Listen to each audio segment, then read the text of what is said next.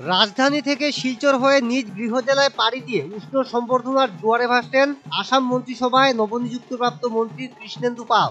মন্ত্রিসভার শপথ নিয়ে বৃহস্পতিবার নিজ গৃহ জেলা শ্রীভূমিতে পা রাখেন পাথারকান্দির দ্বিতীয়বারের বিজেপি বিধায়ক কৃষ্ণেন্দু পাল। এদিন মন্ত্রীকে স্বাগত জানাতে আগেভাগে প্রস্তুত হয় দলীয় কর্মী সমর্থক।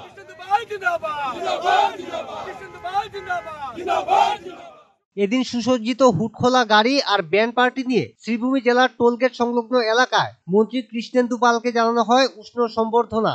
সেখান থেকে যান মিছিলের মাধ্যমে মন্ত্রী কৃষ্ণেন্দু পালকে নিয়ে আসা হয় জেলা বিজেপি কার্যালয়ে। জেলা বিজেপি কার্যালয়ে সম্বর্ধনা শেষে মন্ত্রী কৃষ্ণেন্দু পাল সংবাদ মাধ্যমের সাথে কথা বলতে গিয়ে প্রতিশ্রুতি দিয়ে বলেন, তার উপর অর্পণ করা মুখ্যমন্ত্রী হিমন্ত বিশ্ব শর্মার দায়িত্ব তিনি সঠিকভাবে পালন করতে সচেষ্ট হবেন।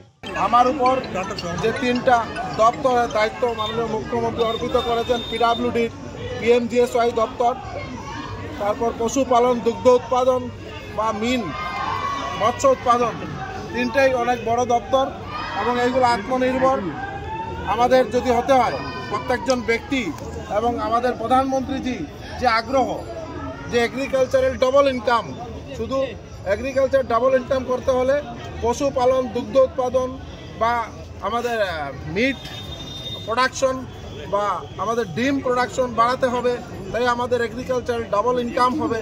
তাই মুখ্যমন্ত্রী যে দায়িত্ব দিয়েছেন এটা মানে সবার সাথে যদি এটা অনেক মানে পাবলিকের সাথে একসাথে কাজ করার একটা সুযোগ দিয়েছেন।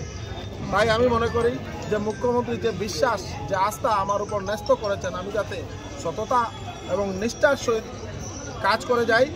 মাত্র সময় 1 বছর আছে, আপনারা সবাই বুঝতে পারছেন 1 বছরে অনেক কিছু করা সম্ভব নয়, কিন্তু আমরা। Bureau report, north east update.